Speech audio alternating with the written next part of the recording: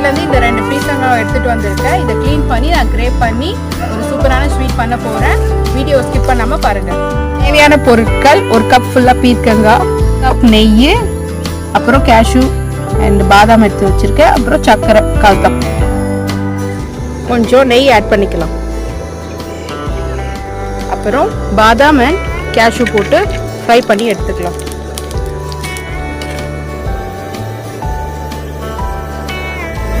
Add பண்ணிக்கலாம்.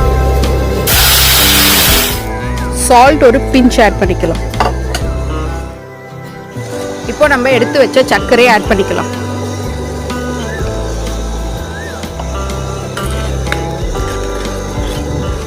இப்போ நெய் கொஞ்சம் ஆட் பண்ணிக்கலாம்.